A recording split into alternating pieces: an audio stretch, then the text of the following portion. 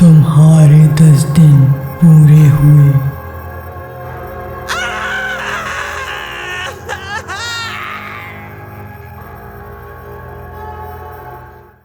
काफी समय पहले की बात है।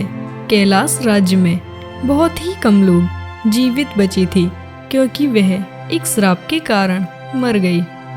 और वह श्राप जंगलों में रहने वाली एक डायन थी। कई गांव वाले उसे रक्त पिशाचनी के नाम से जानते थे, क्योंकि वह हर 10 दिन में एक गांव वाले का खून पिया करती थी। इससे वह जवान और सुंदर दिखती थी। उस राज्य का राजा भी कुछ नहीं कर सकता था, क्योंकि डायन बहुत ही शक्तिशाली थी। फिर एक दिन गांव के तालाब के पास एक किसान की लाश मिलती है, और कुछ गांव वाले बहुत ही डरे हुए थे और उस लाश के बारे में चर्चा कर रहे थे। अरे भाई, ऐसा कब तक चलेगा?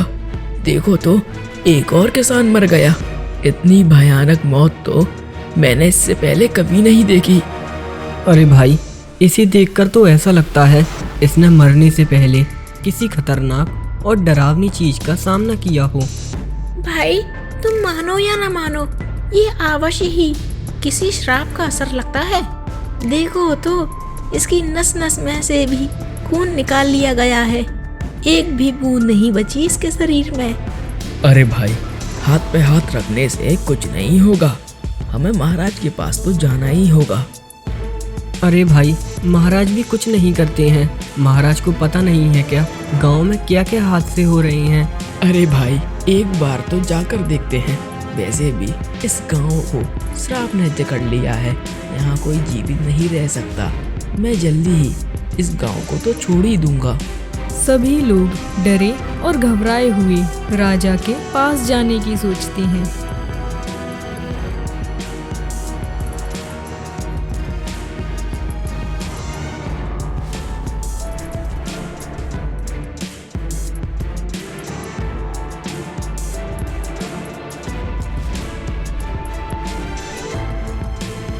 महाराज, देखिए ना, इस गांव में एक और किसान की लाश मिली है। सभी की तरह इस लाश में भी एक बूंद भी खून नहीं है। अब पता नहीं इस श्राप की जकड़ में कौन कौन अपनी जान गंवा बैठेगा। हाँ, हम भी जानते हैं कि गांव में कई लोग मर रहे हैं, पर इसमें श्राप कहाँ से आया? तुम गांव वाले अपने मन से कुछ भी मत बोलो। महाराज, क्या आपको दिखाई नहीं देता? इस गांव में हर 10 दिन में एक किसान की भयानक और बेदर्दी से मौत हो जाती है। आखिर 10 ही दिन क्यों महाराज? ये श्राप नहीं तो और क्या है? महाराज, यदि आपने हमारी समस्या का हल नहीं किया तो हम सच में ही ये राज्य छोड़कर दूसरे राज्य चले जाएंगे। अरे नहीं नहीं, गांव छोड़ने की कोई बात नहीं है। हम पता लगाएंगे कि इस चुड़ैल का क्या किस्सा है। सिपाहियों, जाओ और जंगल की तलाशी लो। जी महाराज, हाँ, हम अभी जाते हैं। महाराज के कहने पर सिपाही उस जंगल में जाते हैं।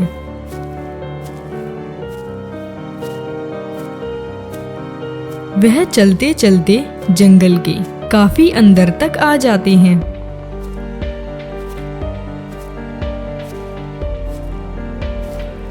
अरे भाई, क्या तुम्हें डर लगता है?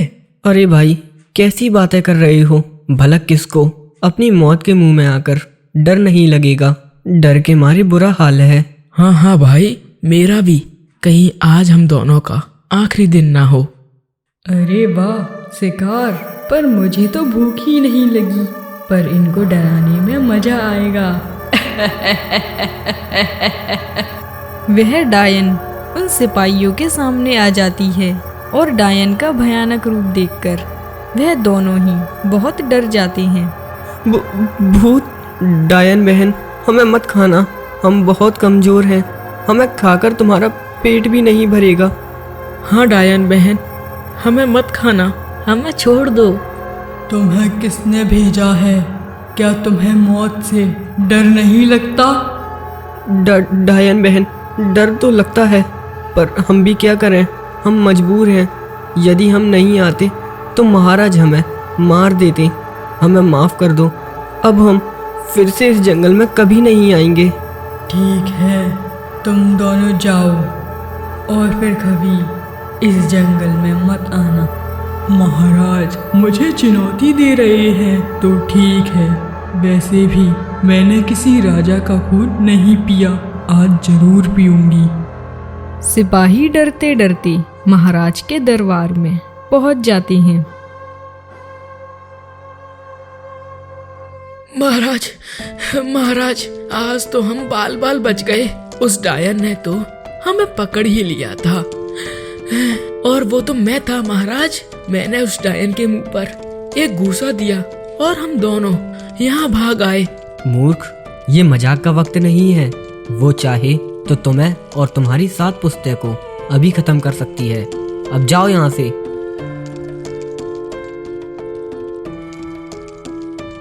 श्याम को महाराज एक किताब में डायन और उसके श्राप के बारे में पढ़ रहे थे। तभी महल की मसालें अचानक से जलने और बुझने लगी। अरे ये क्या हो रहा है? सिपाहियों, ओ सिपाहियों, जल्दी इधर आओ। तभी महाराज के सामने वह डायन अपने भयानक रूप में आती है और महाराज उसे देखकर डर जाते हैं। प्रणाम महाराज। अरे डायन, तुम यहाँ क्यों आई हो? चली जाओ यहाँ से, वरना। तुमने ही तो मुझे चुनौती दी थी अपने सिपाहियों को मेरे जंगल में भेजकर। मैंने तुम्हें कोई चुनौती नहीं दी, मुझे माफ कर दो। मैं तुम्हें कभी परेशान नहीं करूँगा। डायन महाराज की एक नहीं सुनती और महाराज को पकड़कर बाहर ले जाती है और ऊपर से ही महाराज को छोड़ देती है, और ऊंचाई से गिरने के कारण महाराज की भयानक तरीके से मृत्यु हो जाती है।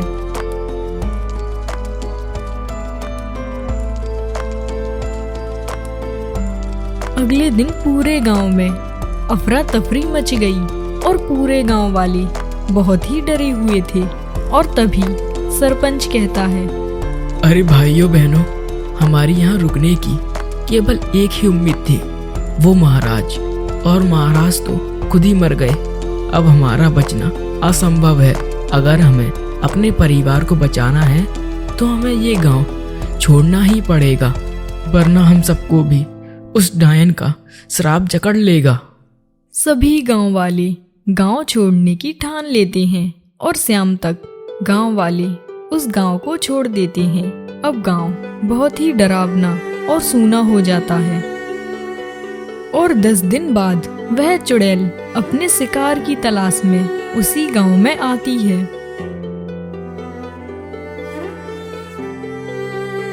आज तो एक भी गांव वाला दिखाई नहीं दे रहा है, आखिर कहाँ गए सब? वह डायन सारे गांव वालों को ढूंढती है, परंतु एक भी गांव वाला उसे दिखाई नहीं देता। ये इंसान इस गांव को छोड़कर मुझे धोखा नहीं दे सकते। मैं भी दूसरे गांव जाऊंगी, वहाँ कुछ लोग मेरा इंतजार कर रहे होंगे। वह डायन दूसरे गांव की तरफ निकल जाती है।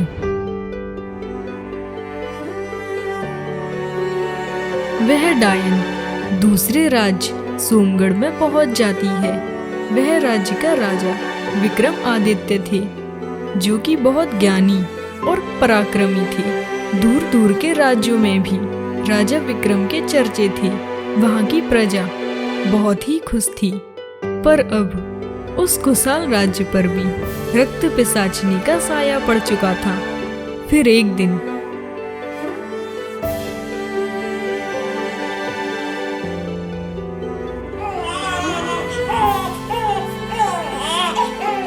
अरे मालती, ओ मालती, देखो तो अपना मुन्ना क्यों रो रहा है, उसे चुप क्यों नहीं कराती?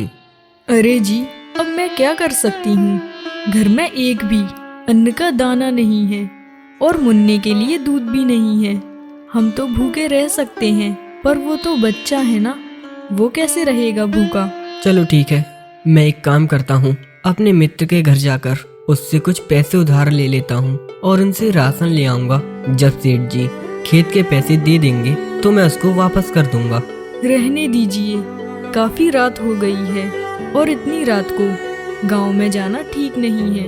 कल सुबह ही चले जाना। मैं अभी मुन्ने को पड़ोस से लेकर दूध पिला देती हूँ। अरे नहीं मालती, पड़ोसी भी कब तक मांगेंगे। मैं अपने दोस्त के घर चला जाता हूँ, कुछ नहीं होगा। मोहन इतना कहकर वहां से चला जाता है।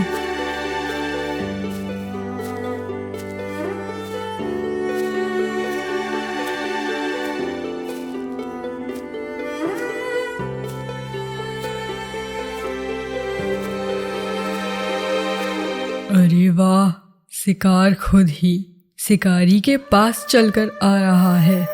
वह डायन मोहन के सामने आ जाती है और मोहन उसे देखकर बहुत डर जाता है। तुम कौन हो और यहाँ क्यों आई हो? मैं तुम्हारा खून पीने आई हूँ। अब मरने के लिए तैयार हो जाओ। वह डायन मोहन को मार देती है।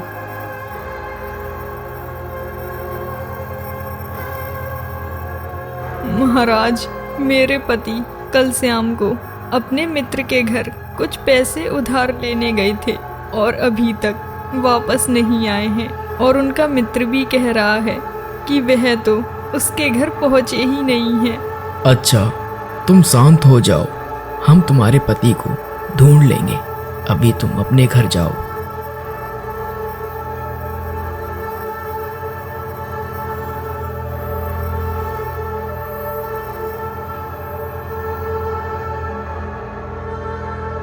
महाराज, ऐसा कौन है जो लोगों को मार रहा है?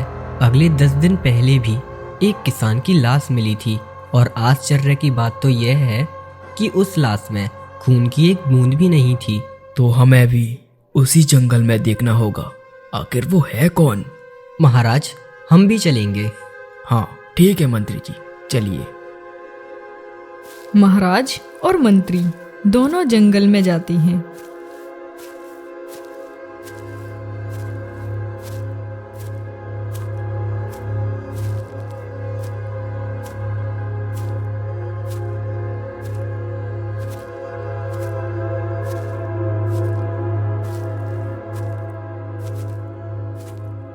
मंत्री जी, आप इस रास्ते से जाइए और हम उस रास्ते से जाते हैं। वह दोनों अलग अलग रास्ते पर चले जाते हैं।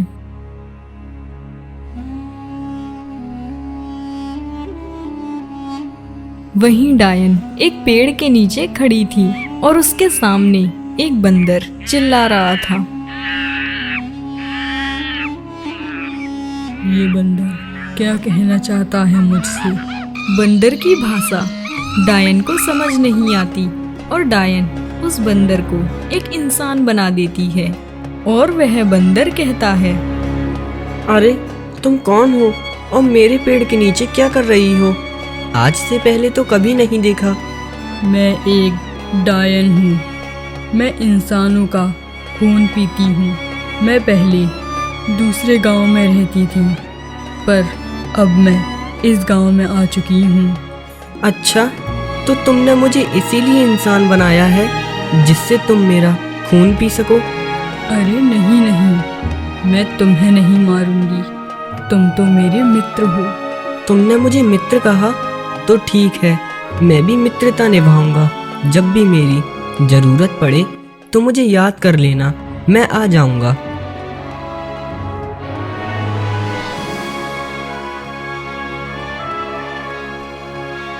मैं तो चलते चलते बहुत थक गया हूँ। क्यों ना अब मैं इस वृक्ष के नीचे थोड़ी देर विश्राम ही कर लूँ। महाराज डायन के सामने ही कुछ दूरी पर खड़े हो जाते हैं, पर महाराज को डायन दिखाई नहीं देती और डायन महाराज को देख लेती है और कहती है, अरे वाह, कितना सुंदर मानव है। अरे मित्र, ये कौन है? ये इस राज्य के महाराज हैं विक्रम। ये बहुत ही शक्तिशाली हैं और किसी से भी नहीं डरते। अच्छा, तो ये महाराज हैं, तो मैं इन्हीं से विवाह करूंगी। पर कैसे? वो एक महाराज हैं और तुम एक डायन। बस तुम देखते जाओ।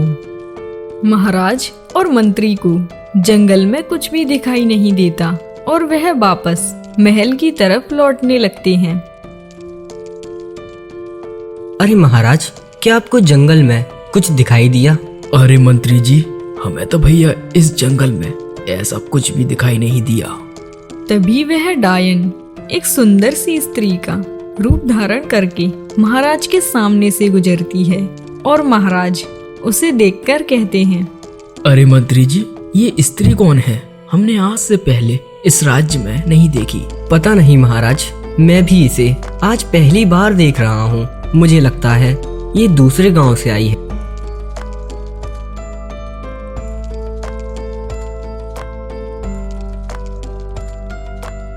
अरे सुनो, तुम्हारा नाम क्या है? महाराज, मेरा नाम सुरेखा है। सुरेखा, आज से पहले मैंने तुम्हें कभी नहीं देखा। कौन हो तुम और कहाँ से आई हो?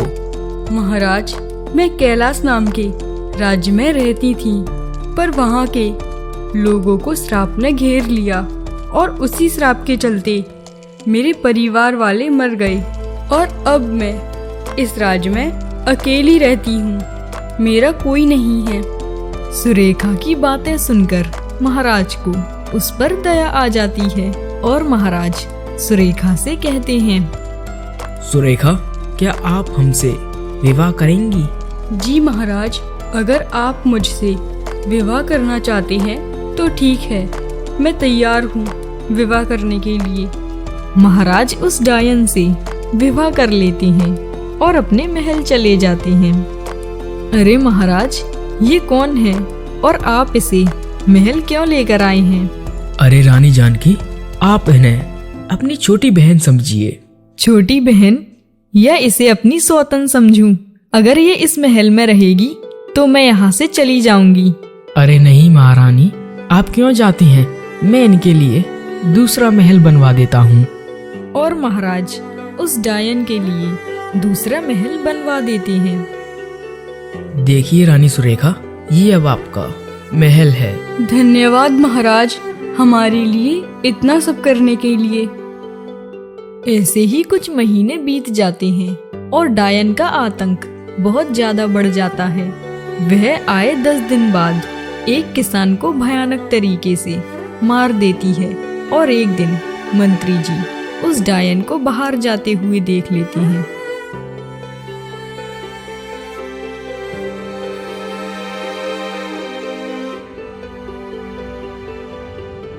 महाराज, मुझे माफ करना।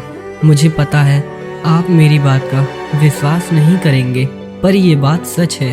रानी हर 10 दिन बाद महल के बाहर जाती हैं और जिस दिन वह जाती हैं उसके अगले दिन एक किसान की लाश मिलती है। मंत्री जी, तुम्हें पता है तुम क्या कह रहे हो? तुम जानते हो ना कि तुम्हारी इस दुस्साहस से हम तुम्हें फांसी भी दे सकते हैं। हम जानते हैं तुम्हारा मतलब है कि रानी ही डायन है, और तुमने ये सोच भी कैसे लिया? अब चले जाओ मेरी आंखों से दूर। महाराज मंत्री को वहां से भगा देते हैं और महाराज सिपाहियों से कहते हैं, जाओ सिपाहियों, हमारे महल के बाहर कड़ा पहरा लगा दो, कोई भी अंदर ना आ सके। महाराज के कहने पर सिपाही कड़ा पहरा लगवा देते हैं। अब 10 दिन बीत गए और वहाँ डायन अब बाहर नहीं जा सकती थी। धीरे धीरे मैं बूढ़ी होती जा रही हूँ। अगर महाराज ने मुझे इस रूप में देख लिया तो महाराज को सारी सच्चाई पता चल जाएगी। हाँ, मैं अपने मित्र बंदर को बुलाती हूँ। डायन बंदर को बुलाती है और बंदर वहाँ आ जाता है। मित्र, मैं बहुत बड़ी दुविधा में फंस गई हूँ। अगर जल्द ही मैंने किसी का खून नहीं पिया तो मैं बूढ़ी हो जाऊंगी। अच्छा, तो तुम मुझे बताओ मुझे क्या करना होगा? मैं तुम्हें एक अंगूठी देती हूँ। इसे ले जाकर तुम किसी इंसान से स्पर्श करवा देना तो उसका सारा खून मेरे अंदर आ जाएगा और मैं फिर से जवान हो जाऊंगी। वह बंदर उस अंगूठी को लेकर राज्य में चला जाता है और वो अंगूठी एक व्यक्ति से स्पर्श करवा देता है। अब उस किसान का सारा खून उस डायन के अंदर चला जाता है।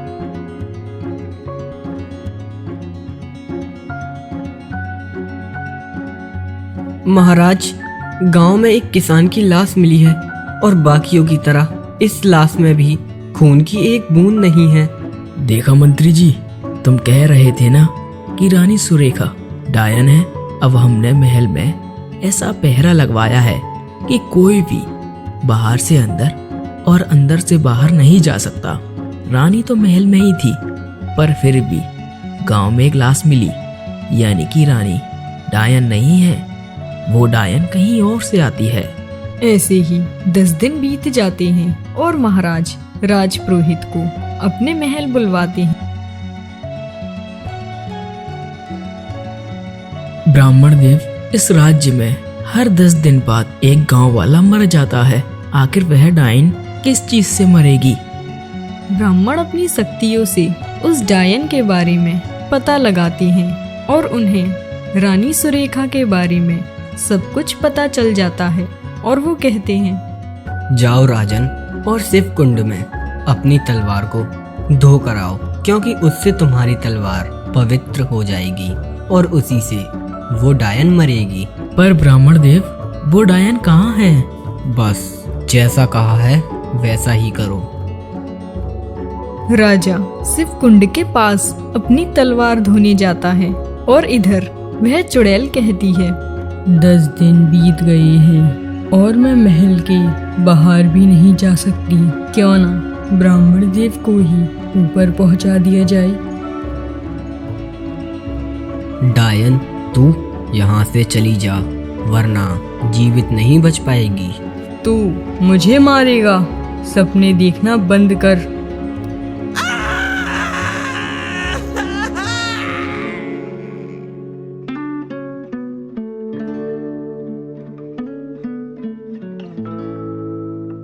अरे रानी, ये तुम क्या कर रही हो?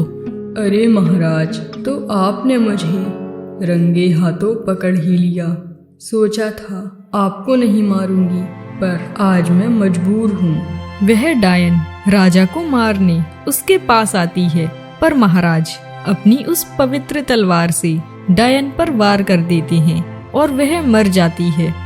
ब्राह्मण देव, ये क्या हुआ? मुझे आपको इस महल में अकेला छोड़कर नहीं जाना था। ब्राह्मण अपनी शक्तियों से पुनः जीवित हो जाता है और सारा गांव खुशी खुशी रहने लगता है।